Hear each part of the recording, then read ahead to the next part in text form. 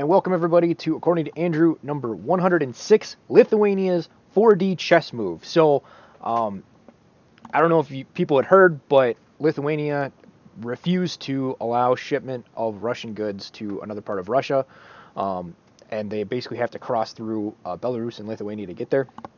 Another way they can go is by sea. You can see that in this photo on the left-hand side that I have.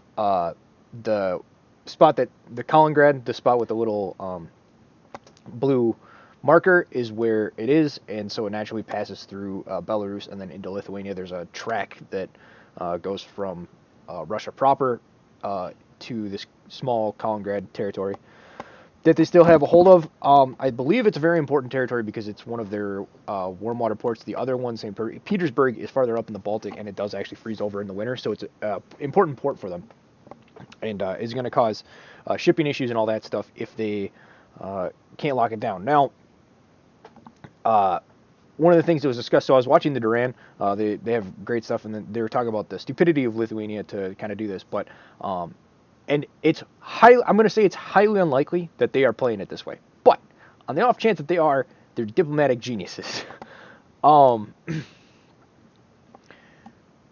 Because Lithuania is kind of in a lose-lose situation, but there's certain moves that they could make that could potentially get them on the side that they want to. So basically, the Duran discussed the obstinance of Lithuania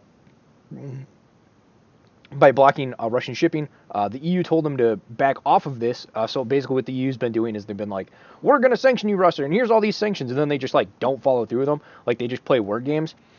And Lithuania was like, all right, EU, you want to play those games? If you want these sanctions in place, we're going to put them in place and go full bore at them. And you can either repeal those sanctions or we're going to like enforce them. So the Duran suspects that it is the U.S. State Department telling them to hold this position, that them being Lithuania. I have a different theory. The best way to get a bad law repealed is to enforce it, and the EU sanctions are a joke and bad policy. If Lithuania wants to force the whole EU off these policies, this is a good way to do it.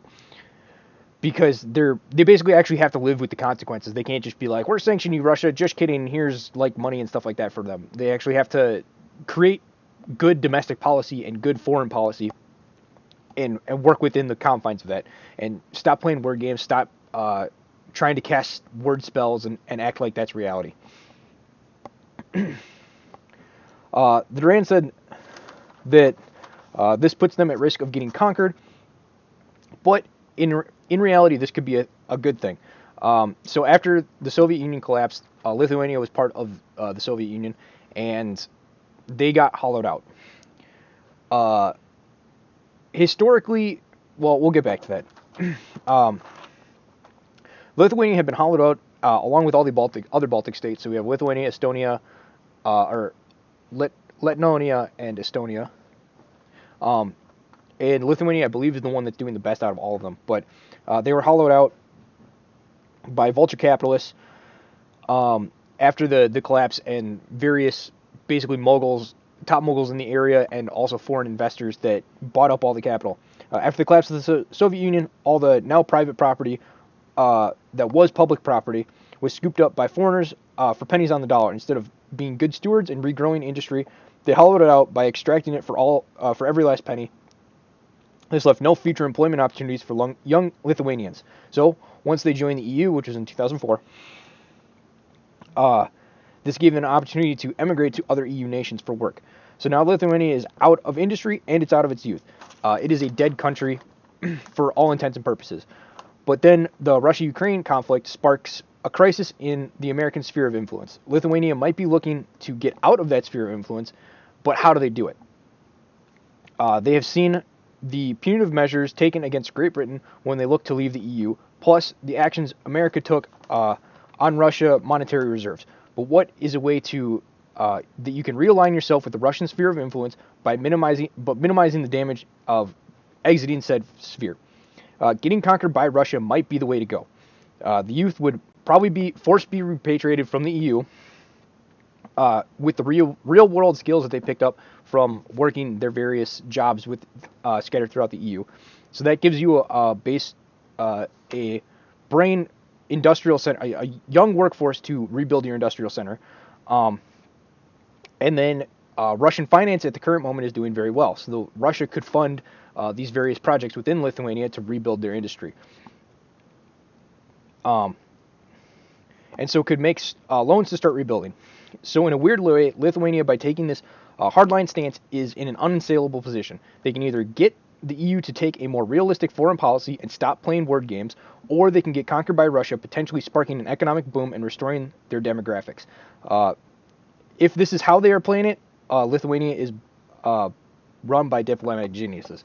Now, obviously, that's probably a stretch, but here's a couple other aspects of Lithuania historically that might cause issues. So just like Poland, Poland ideologically is probably more aligned with Russia now, but there's a couple of historical things. Obviously, the Soviet Union is the most recent one, but on top of that, Poland is historically a Catholic nation, along with the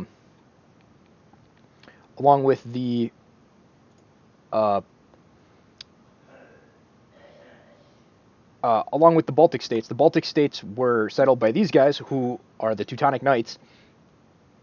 The Teutonic Knights are basically the precursors to what becomes Prussia and then Germany later. And so they're historically Catholic. Obviously, Prussia is Protestant, so that change happened at some point. But that area, as far as I'm aware, is still historically Catholic. And so you kind of have that area more aligned with your Central Europe and not necessarily the Orthodox sphere of influence and cultural heritage, civilizational heritage. So that's one of the historic friction points that they have. But obviously, there's the Soviet Union. Not a good time for really anybody involved. But there is still an aspect of that history. There's certain people that, as bad as the Soviet Union was, like, there's still going to be some aspects you kind of look back at fondly for those that passed out of it. I'm sure when the United States collapses, and as bad as it is right now, people will have aspects of it that they'll look back fondly on.